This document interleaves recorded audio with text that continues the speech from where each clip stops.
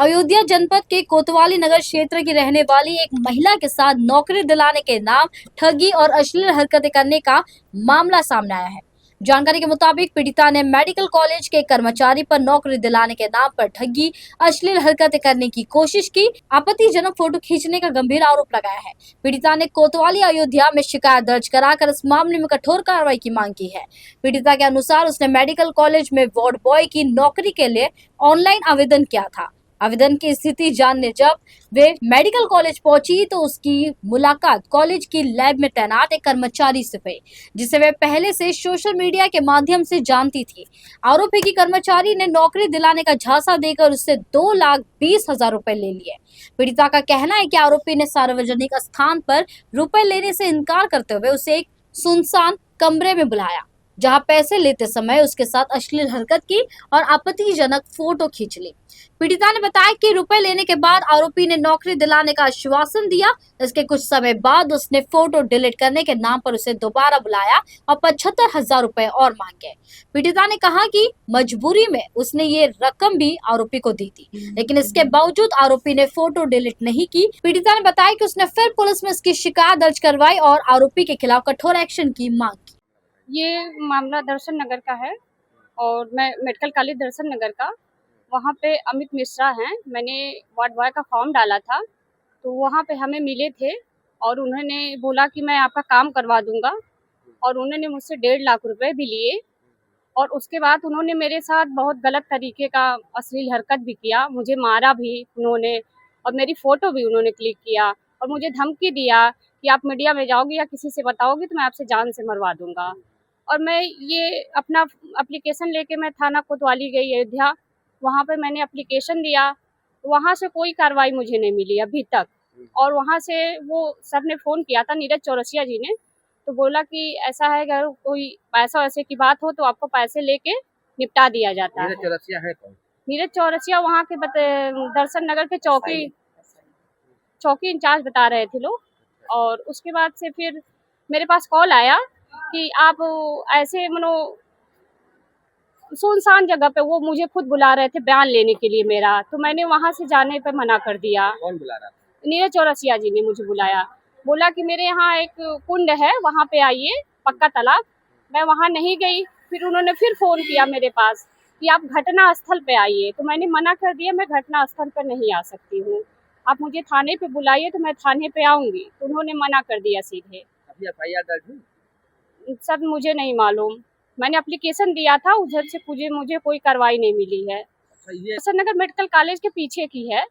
वो मुझे वहाँ पे सुनसान जगह पे ले गए। किसने बुलाए थे वो आप? वो सर मैंने फॉर्म डाला था और फॉर्म डाला तो उसी के मामले में उन्होंने कहा कि मैं करवा दूंगा। मेडिकल कॉलेज के जो प्रिंसिपल है मेरे भाई हैं वो, इसलिए उन्होंने बुलवाया था मुझे और बोला कि मैं इतना पैसे लगेगा, मैं करवा दूंगा आपका काम। तो आप वहाँ गई थी, पैसा देने गई थी क्या? जी सर, मैं पैसा देने भी गई थी और उन्होंने बोला था मैं करवा दूंगा आपका कितने काम। लोग थे?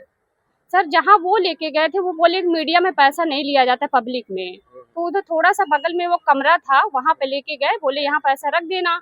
सर मैं गई तो वहाँ पे उन्होंने मुझे मारा भी, पीटा, पैसा भी ले लिया, मेरे साथ ऐसा दुष्कर्म करने की कोशिश किया सर उन्होंने। अपने सीएम साहब से यही अपील करूंगी कि हमारे यहाँ बेटियाँ उन्होंने बहुत सुरक्षित रखा, इसलिए हम लोग चल सकते हैं आज के समय में, लेकिन आज भी हम लोग सुरक्षित नहीं है। ये पैसे के नाम पे, नौकरी के नाम पे, लालच के नाम पे अभी भी हैवानियत हो रही है। मैं यही चाहूंगी कि सख्त सख्त मेरे साथ अन्याय हुआ तो मुझे न्याय दिलाया जाए और उचित से उचित कार्रवाई की जाए कि वो दूसरे के साथ ना कर सके।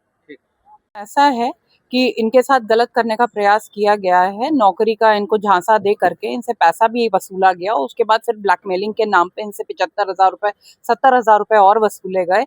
तो कुल मिला करके इनका 2,20,000 रुपए इनसे वसूला गया है नौकरी दिलाने के नाम पे।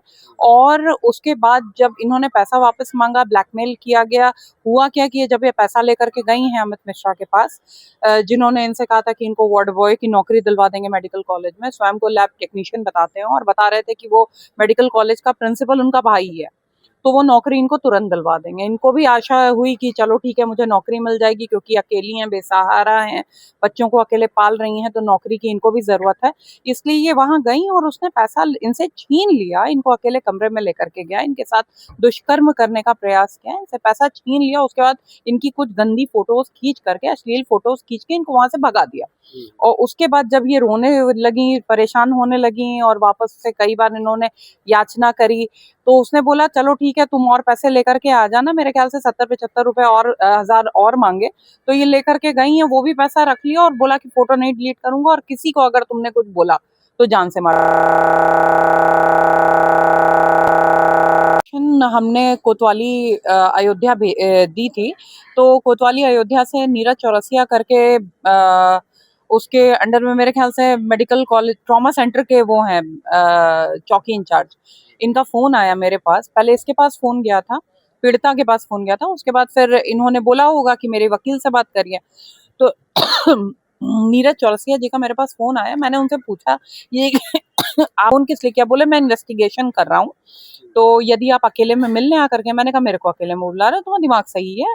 और उसके बाद फिर मैंने बोला कि ये बताइए कि एफआईआर दर्ज हो गई है, आप कौन सी धारा के तहत इन्वेस्टिगेशन कर रहे हैं? क्योंकि इन्वेस्टिगेशन होती है तो उसकी भी एक धारा होती है, और वो तब होता है जब एफआईआर दर्ज हो जाती है। तो बिना एफआईआर दर्ज किए आप किस चीज का इन्वेस्टिगेशन कर रहे हैं और ये किस आधार पे कर रहे हैं, आप इसको कहाँ दर्ज करेंगे? तो उन्होंने कहा कि कोई नहीं मैडम, मिल लीजिए ना एक बार, हो सकता है कुछ आपका काम बन जाए, कुछ हमारा काम बन जाए। हमने कहा आपका मतलब क्या है? क्योंकि मैं कॉल्स रिकॉर्ड नहीं करती हूँ फ़ोन में, इस वजह से ये रिकॉर्डिंग नहीं है मेरे पास। लेकिन ये बड़े कष्ट की बात है कि हमारे माननीय मुख्यमंत्री जी ने मिशन शक्ति जैसी स्कीमें चला करके रखी हुई हैं कि हमारी बच्चियों को, हमारी महिलाओं को सुरक्षा मिलेगी, और जो सुरक्षा करने के लिए जिन लोगों को उन्होंने खड़ा किया है, महिलाओं की सुरक्षा में सबसे बड़ा सेंध लगा रहे हैं। जी बिल्कुल, इसको लेकर के एसएसपी से मुलाकात करेंगे और इसको ऐसे छोड़ेंगे नहीं हम। ये एफआईआर दर्ज करा करके और जो दोषी है उसके विरुद्ध कार्रवाई करा करके ही दम लूँगी। जब तक उनको नौकरी से नहीं निकाल दिया जाएगा, मैं इस केस को परस्यू करती रहूँगी।